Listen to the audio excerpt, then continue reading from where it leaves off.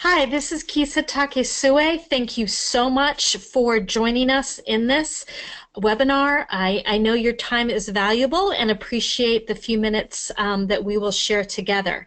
I do know that folks are in various parts of the application process. Some of you are still trying to decide whether or not to apply.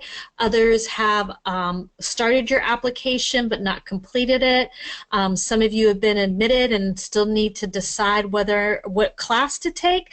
So I will do my best to answer questions regardless of where you are in the process.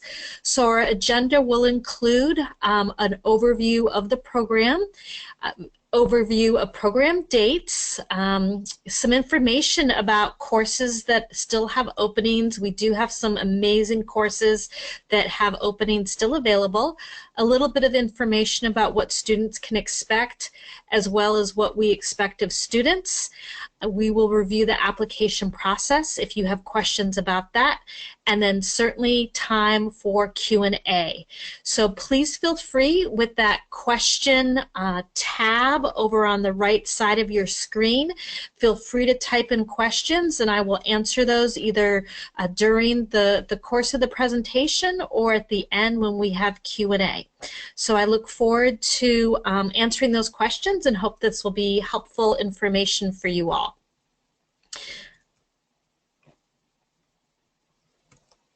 Okay, so the big thing to know about this program and trying to determine if it's a right fit for you is that it is innovative and unique in that we combine the content of socially responsible leadership development with academic content, and that's pretty unusual.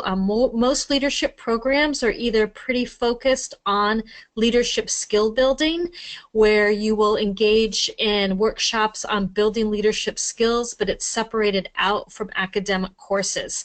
And we do have a wide range of courses, which I'll talk more about, that specifically explore current social issues that are facing our country and our global community.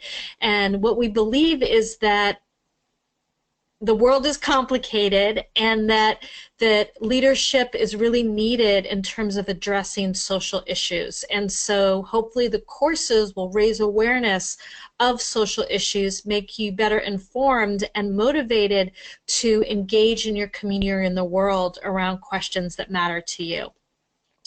Along those lines, we really focus on the integration of learning in both in the classroom and outside of the classroom. So in addition to your academic courses, we have a whole bunch of leadership workshops on topics such as public speaking, active listening, diversity, and in that it supports the development of the action plan, which is the culmination of the 2 weeks.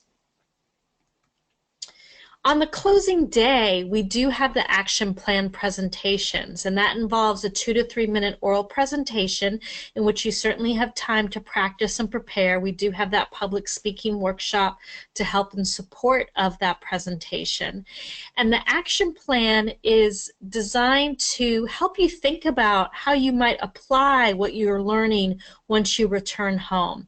And it's not intended to be something to stress you out, but really a way for you to think about how to engage in problem solving, how to apply what you're learning to the real world, and to motivate and encourage you to be engaged in a positive way.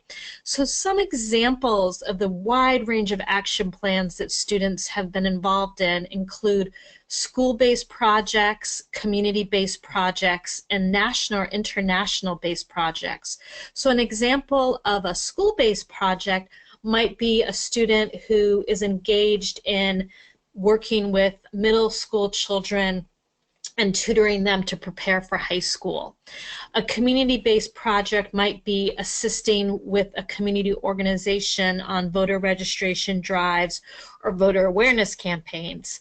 An example of maybe a project around national or international work might be developing social media for an anti-human trafficking organization. So as you can see, the types of projects are really broad-based. You are not intended to complete your action plan during the 2 weeks. Rather, the 2 weeks give you a chance to kind of identify what projects you might be interested in working on when you return home. And students commonly change their action plans when they go home, or they revise them, work with mentors and resources to further hone them. So please know that it's not expected that you finish this and complete this during the 2 weeks, but really this is a process of trying to think about how to identify problems and solutions, and not an outcome-oriented project. There are 3 different sessions, so depending on your own schedule, we do have openings in all sessions right now. The model is the move-in is on Sunday, and that closing action plan presentation, as I mentioned, is on the Friday. So for example, you would move in on Sunday the 25th, class starts on the 26th, and then would run through July 7th. The second session is July 9th through July 21st, and then the final session is July 23rd and through August 4th. We have a wide range, as I mentioned, of really cool classes, and I'm just going to highlight a few classes right now. These classes do all have openings as of this morning. There is a website there at the bottom of the page, so please look at that if you have more questions and in-depth want to read the in-depth overview of the course, as well as a bio on the faculty that teach the course. But I will highlight a few of the courses right now. In the first session, we have an amazing class on human trafficking, and this is taught by a Brown faculty member who does a lot of research, particularly in China and Thailand, on human trafficking, and she does a lot of critique and analysis on the different types of interventions, and engages students in a critique of what works and what doesn't work, really understanding what are the root causes of human trafficking, and what are some of the interventions that are successful or less successful. So that's a really super cool class. Another wonderful class that's also taught by a Brown faculty member is on environmental justice. She's a Native American faculty person who has been really involved in both local and national issues around environmental justice. Some of you may be familiar with some of the protests going on in South Dakota around the Keystone Pipeline. And she's been involved in that, and really looks at the ways in which different communities really bear the brunt of environmental issues. So for example, certain communities tend to have toxic waste dumps, or workers like farm workers or folks that have not been necessarily protected from pesticides. Certain countries have borne the brunt of environmental waste, of climate change issues, and really kind of exploring how we can talk about environmental issues with an eye towards equity and justice in terms of how the impact is unequally distributed, frankly, within our population and within our world. Really awesome class.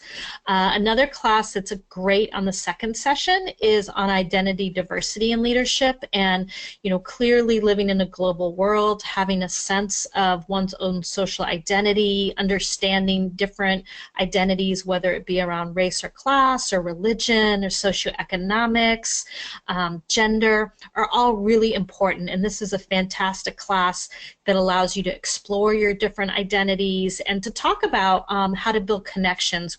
Clearly right now we're in a pretty polarized nation and world with a lot of conflict around different identities, and this is a great class to gain awareness and model how to talk with one another across difference.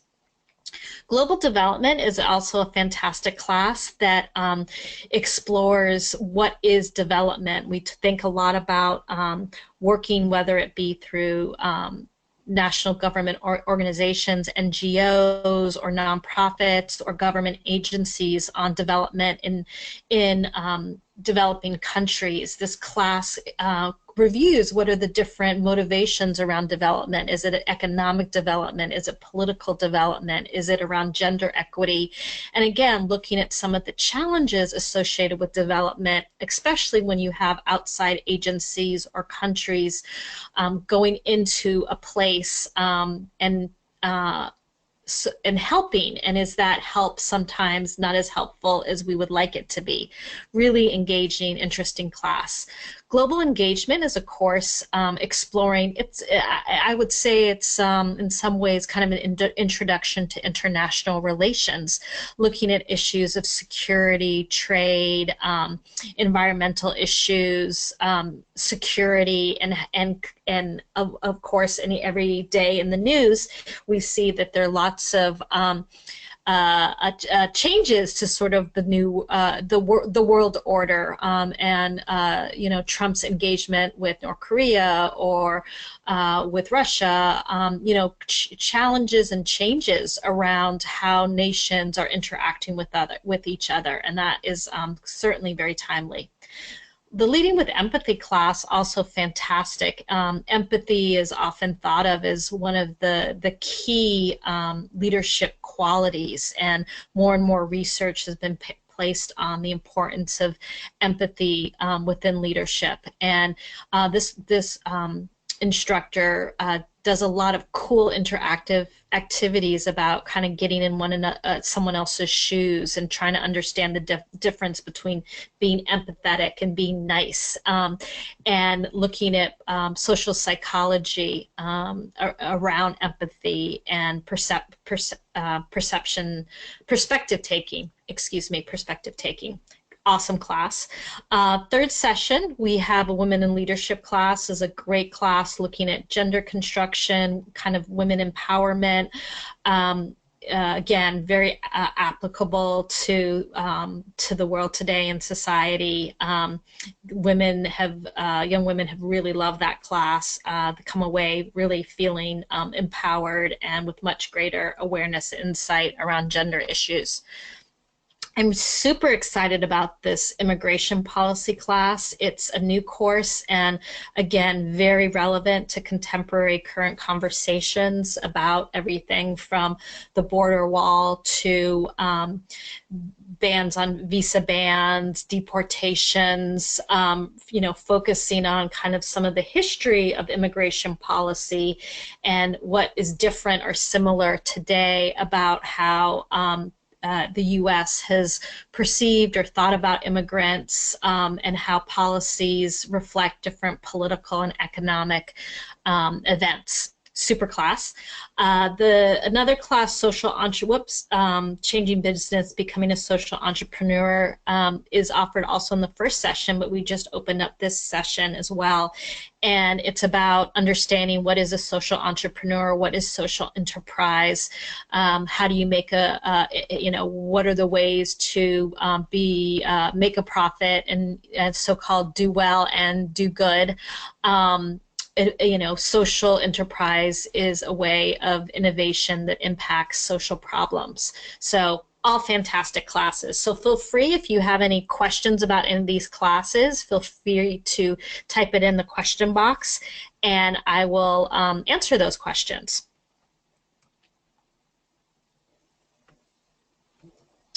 So I wanted to review a typical day in the Leadership Institute. It is a very active, engaging, immersive for students that don't like to be bored.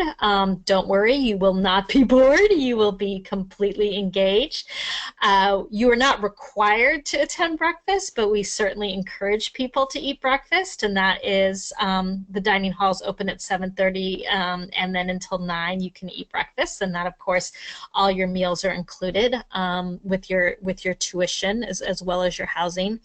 And then class is held from 9 to 11:30. Of course, there'll be some breaks there, and most of our classes are very interactive, so it won't be that, you know, as though you're just sitting at a desk and listening to a lecture for 2.5 hours. And then there's a break at our dining hall, so that gives you a good amount of time to relax if you want to do some reading or just lay out on our main green or socialize with other students. There's plenty of time in the middle of the day to do that. And then in the afternoon, you go back to class for a few hours. We do have a short break then after class, and then on many days we will have leadership workshops. So those will include the topics that I discussed earlier. So that could include leadership styles, a diversity workshop.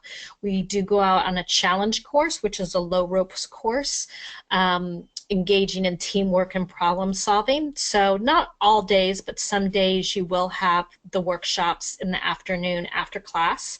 And then in the early evening, you'll have time to do homework, or we have a range of social activities that are scheduled throughout the week that are open to all students on campus, not just the leadership students, and that can range from, you know, frisbee to salsa dancing to a course, a workshop on how to talk to professors, or time management tips in college, things like that. And then there's dinner at the dining hall, and then in the evening there is free time for students to do homework or, again, engage in other activities or socialize with other students. So that's up to students to determine how they want to spend that time. And then we have curfew at 11 o'clock, and at that point all students are required to be in the residence hall. We hope they will go to sleep so that they can get up bright and early the next morning.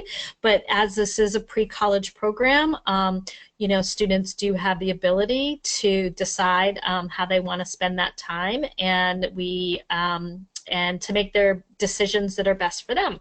So that's a little bit about the typical day.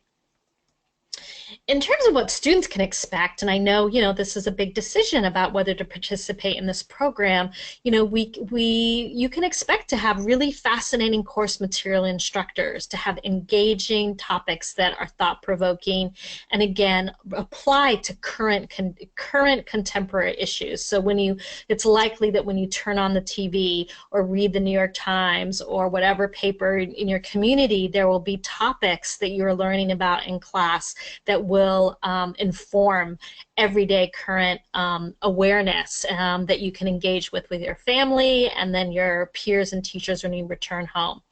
The other thing you can expect is similarly motivated peers, really engaged, interested, curious peers. Many people, although I think the classes are fantastic, I was a Brown undergraduate, and I know that although the classes were great, my classmates were amazing, folks from all over the country, all over the world, and just speaking to them and learning with them was just so much fun and stimulating. So that's something you can expect as well. The other thing is that, you know, these are unique courses. You know, often the RAs who are college students are super jealous of these courses. Some of these courses aren't even available to college students, so that's something also that is really unique and wonderful. The other thing that we're really committed to and proud of is to create an inclusive and affirming community.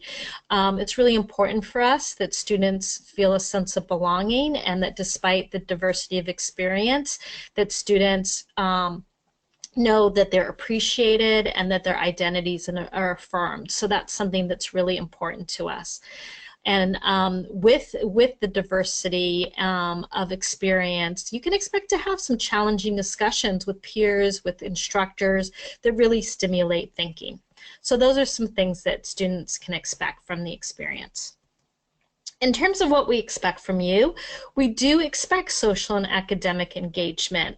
This is for motivated students, students that are going to be open, that are going to give their best effort, that are going to so-called, you know, show up both personally, academically, and emotionally. We do expect that. We expect students who will be respectful of not only their own needs and self-care, but the community and the place they're part of. That's really important to us. And with the positive attitude and openness to new experiences and perspectives, there's so much personal growth that can happen and contributions that people can make to everyone's learning. The application process, again, I know some of you are still engaged in that, does involve the online application. The application fee is $100, and we do require an official school transcript. There is a rolling basis admission, and it's first come, first serve in terms of course enrollment. So as I said, there's some courses that are already full. So the way the process works is that once you're accepted and admitted, then you have the ability to enroll. And once you enroll in a course, then you're in the course. But it's not until you enroll in a specific course do you have a spot in that. And hopefully I can answer your questions now, but please make note that we do have a phone number or an email address in which you can ask questions. We have an amazing team of program service staff that are very well informed about Brown and our program. And then, of course, please review the leadership website for more questions. So right now, I am going to get to the specific questions that folks asked. Again, in that question box, please feel free to ask me questions. So one question I have is that a person is put on the wait list for a course, and they want to know how likely there will be an opening for that course. And unfortunately, I really don't have a good sense of that. If you contact us, we will contact you once an opening becomes available in the order in which people were placed on the wait list. Sometimes people do have family situations, etc. I don't know, though. There's no way, unfortunately, I can give you a good sense of that. It does happen, but again, if you're number 12 on the wait list, probably not very likely. But if you're number 1 on the wait list or 2, it's possible. So hopefully that answers your question. I know it's not a definitive answer.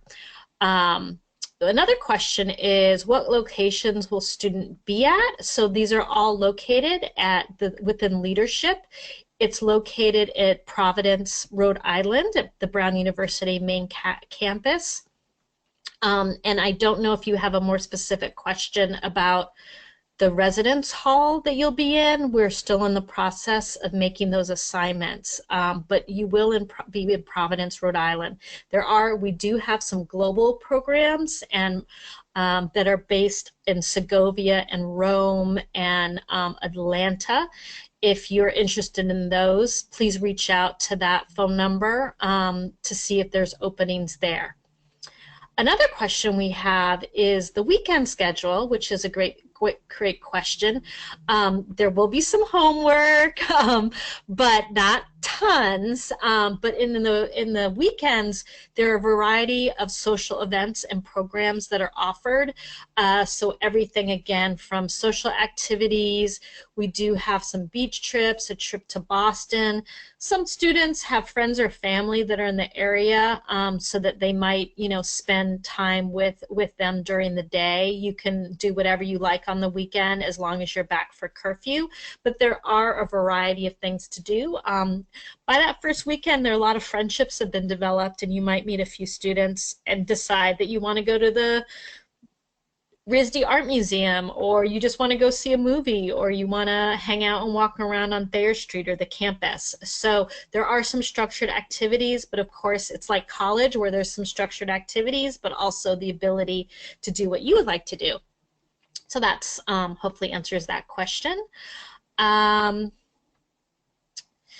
So there's a question about the waiting period after being the application is complete. And we have a 10-day turnaround, but it is generally before that. Certainly, if it's over 10 days, let us know. The only thing I'm concerned about, if it was over 10 days, could be that we haven't received a transcript and that we're missing some information. But generally, it's about a week is our general average. But again, please get in touch if it's been over 10 days. If it's been under 10 days, it should be very soon. Another question we have is about allergies, food allergies, which are unfortunately really common, and we do have a dining hall that can accommodate food allergies. We have all our dishes are marked with ingredients. We would ask that you indicate your dietary needs. There's forms that we ask you to fill out if you have dietary issues or concerns, so that we can help make sure that accommodations are made.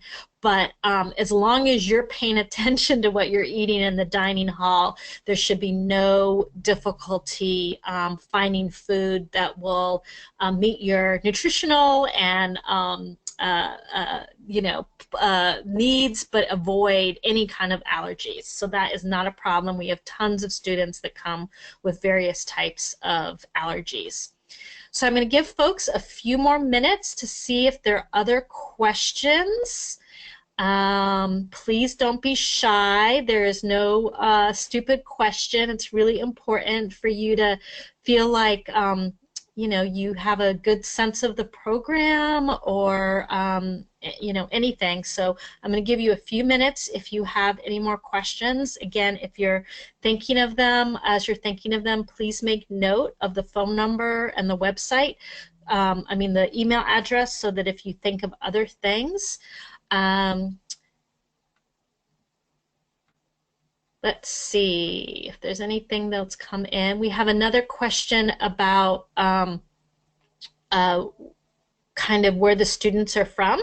So as I said before, we have students from all over the country. Probably the greatest representation we have is California, I think New York, and maybe Massachusetts, but we, in the past, I think, have almost had all 50 states represented in our overall program, not necessarily in leadership, but lots of different states, and generally have international students. I think the most common countries are China, India, Korea, and maybe England, but it's very likely that you'll have students from other countries in your class, which makes it really exciting. So we have a question about finals right now. And so I know this is a busy time for students, a question about finals and writing the essay and how important that is. So the essay is important.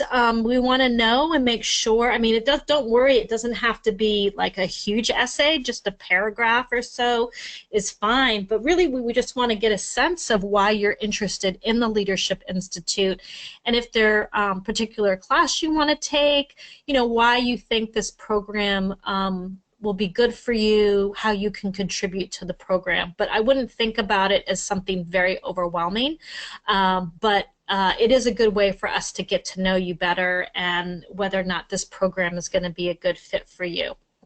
So hopefully that answers that question. And there's a quite great question about tuition and does it cover the course materials. So each course is different, and much like college, in terms of what kinds of reading assignments they give. Some instructors are relying a little bit more on online platforms. I don't know if any of you use that in school, but in colleges now it's very common to use platforms such as Canvas or Blackboard. Or two examples, we use something called Canvas.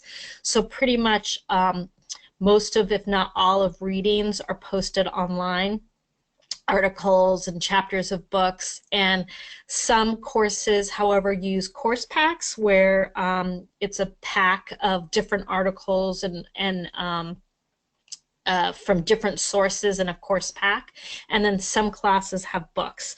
So it really depends on the class. We can certainly give you more information if you follow up with us directly about that. But and we've asked courses to be no more than $50. But again, it could be no extra money, or it could be up to that point, at that amount. So there's a variety based on the class.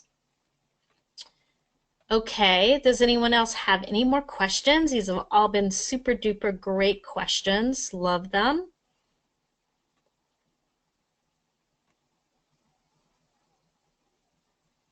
Okay, I think that's all the questions I have for right now. So again, really appreciate you taking the time. I know how you spend the summer is so important. I know this is a program that requires some financial resources and support. So I know it's an important decision. And again, we're happy to follow up with more information to help you make a decision. But for those that are interested in attending, I really encourage you to complete the process as soon as possible, so that you can increase the likelihood of enrolling in your first choice class. Again, for the person that's on the wait list, I'm really not sure when the class will open. If it was the social entrepreneurship class, there is another session that's open on that one.